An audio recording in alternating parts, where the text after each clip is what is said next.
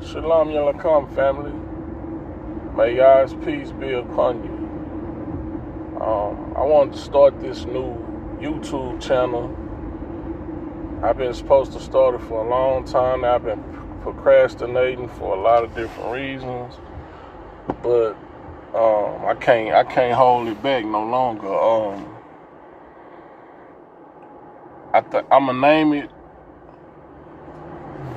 I'm gonna name the channel Pinpoint Accuracy. Because everything we gonna be dealing with, we're gonna deal with the scriptures and the scriptures only. So there ain't gonna be no emotion involved, no ideologies, no false doctrines. We're gonna deal with scriptures and scriptures only. And that's how you get the pinpoint accuracy out of it. It's gonna be a different kind of channel because I'm gonna be presenting nothing but scriptures. It has nothing to do with me. I ain't gonna put myself on camera because it'll cause distractions, and we're here to get the pinpoint accuracy of the scripture, of the word. People say, well, why you not gonna put yourself on camera? Ooh, because it doesn't matter. It doesn't matter who I am. All that matters is the scripture. So that's how we gonna do it. And it's a few reasons why I didn't want to put myself on camera. I'm gonna give you the three main reasons. The first one is because people will be forced to focus on scripture and scripture alone. Like, you can't focus on what I look like, how tall I am, how handsome I am, what race I am. You can't focus on none of that. If I got on fringes, if I, you know what I'm saying, you can't focus on nothing but the scriptures. And that's gonna make it that's gonna weed out the like you say, that's gonna weed out the chaff and the wheat from the wheat. Like the shaft, they gon' like it's nothing else to focus on but the scripture here. So they not gonna tune in as much. But the fine grain that's left over after the wind blows the shaft away, that's who gonna remain. That's who gonna be here. That's who gonna fellowship.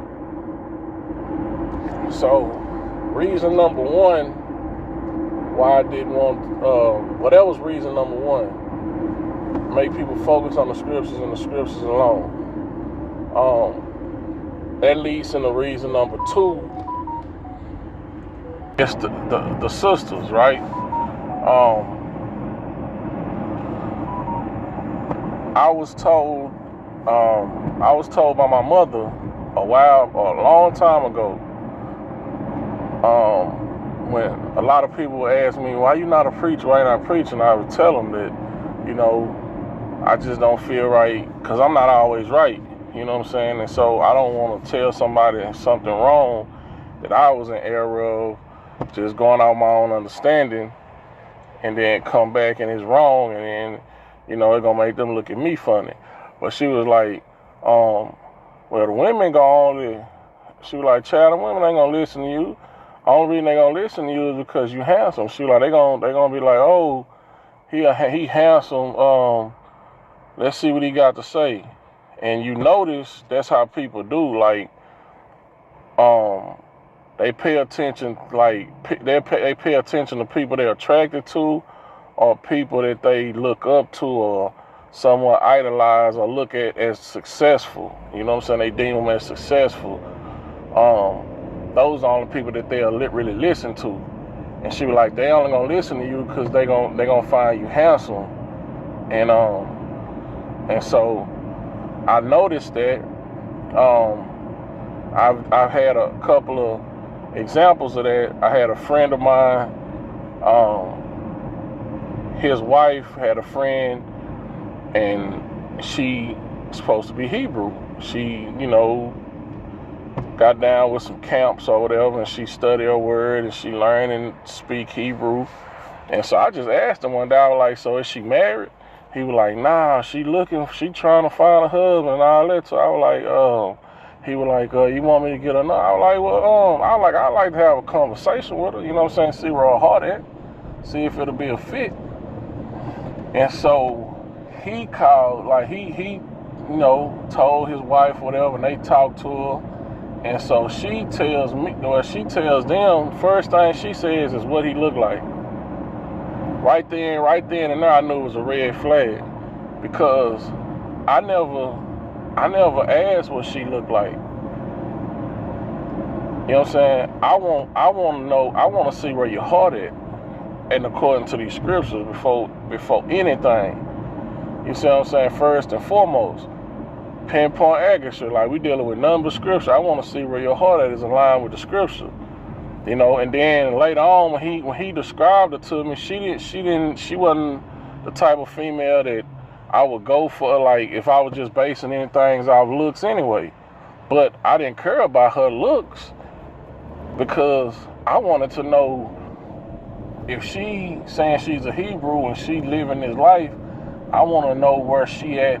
Are we on the same page? Can we walk together and be agreed? Or are we equally yoked? Because if we not, it doesn't matter if you look good. It doesn't matter if I look good. It's not going to work.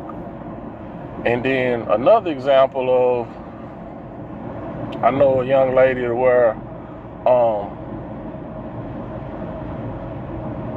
she well, in the scripture, when you meet women in the scriptures, well, when you come into the truth of the scriptures and come out of the Christian doctrine and the worldly doctrines about the Bible, it's not a lot of people around you like that in your immediate circle. So we meet a lot of people online, in different states, different cities. And you meet certain, sisters in different states and different cities, and y'all develop a connection and start talking. But if you don't have a heavy presence, like take a lot of pictures, or not FaceTime and all, they don't desire that. They don't develop that desire for your flesh. You see what I'm saying? Even though your heart and your spirit is pure, they'll put you in the friend zone, or like, I don't see you like that. I just see you as a friend or as a brother, because you don't take a lot of pictures, or you don't, you know what I'm saying, you don't do all that FaceTime and stuff. And so they can't develop that carnal desire for your flesh. Like, even though they know basically you the realest that they ever met. You see what I'm saying? And so I know girls who do that. You know what I'm saying? That if they can't see you like that, it doesn't matter if you're a righteous man, they'll pass you over for a man that's unrighteous. And so you gotta be mindful of all of that, like, because at the end of the day, like, I get back to the scriptures, and if your heart is in alignment with them, like in Ecclesiastes 7, Solomon speaks on there only being one righteous man out of 1,000, and you could challenge a lot of women and say, well, if you go into a room with 1,000 men and you looking for a husband, and you can what Solomon said, that it's only one righteous man in this room of 1,000 men. If that righteous man is not as attractive as some of the other 999 men, he don't have as much money and assets as they have, those women will not pick that righteous man if they know he is the only righteous, upright man in their room. They'll pick, they'll pick over him. And so then I've had women I work with who, they see my walk, they see how I move every day, and it's like, wow, I ain't never seen nobody like this. So now I gotta develop a character around him. I gotta be a different person around him. And so I already know this. And so, like, what they'll do is like, they try to act like an angel around me, but when they don't know I'm around, you'll see them in a group full of women talking about Lord knows what. The girls' night out talk. You see what I'm saying? It's like a total different person. And then sometime they would come up to me one day and try to quote a little verse that they done read, like that's gonna get me or something. It's like, sweetheart, you gotta do better than that. Or like one day I was talking to a girl and she was just saying, oh, I'm trying to get into my word, I'm trying to pray more, and basically just like she really trying to get off into her word, but she wanted me to engage in that. And you know what I'm saying, but I already knew what it was about, because like, yeah, you saying this now, but then next thing you know, I see you over there in the group with the fast women, and you look like you belong right along with them. And I always believe birds of a feather flock together. So that's pretty much reason number 2, because a lot of this is about the sisters. We got to help our sisters, be better according to the word, because that's the order of man. It's the Most High, it's Christ, it's the Son, it's the man, and then it's the woman, and it's the children. You see what I'm saying? So if we their head, we got to help them get in order, because they're out of order. We out of order also, but they can't get in order unless we help them get in order. And then the third reason, okay, now reason number three is, Christ sent his disciples out and his apostles out, and he said, I send you out as sheep amongst wolves. So move wise as a serpent and as harmless as a dove. And so it's just the wisdom of not being on camera. It's a lot of demons, it's a lot of haters, and they're like, if they can't get you, they'll attack your loved ones and people close to you. So you have to be wise as a serpent. You have to know all this. You see what I'm saying? And you have to move accordingly. You have to move undetected in a sense. I tell my cousin that all the time, but he let his emotions get the best of him. I say, bro, this thing is a marathon, bro. Like, we have to move undetected. You can't be all out there emotional. You see what I'm saying? You're not gonna reap the harvest like that. You'll get took out. But those are the 3 main reasons why I choose to do this channel like this.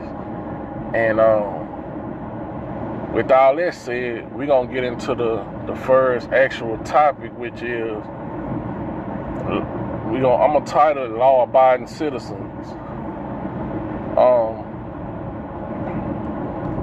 We don't want to follow the laws. Like, it's a burning desire inside of us to be lawless, because we flip the Bible against itself. We take what Paul said and try to manipulate it and make it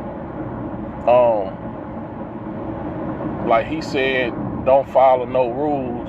All you gotta do is believe, and everything gonna be all right. And that's not the truth. And I got proof. I got scriptural proof. I don't have no opinion. I got proof. And we gon' that's the issue we're gonna tackle on the next video. I'm gonna sign off on this one, and I'll catch y'all on the next one. Shalom Yalakum, family.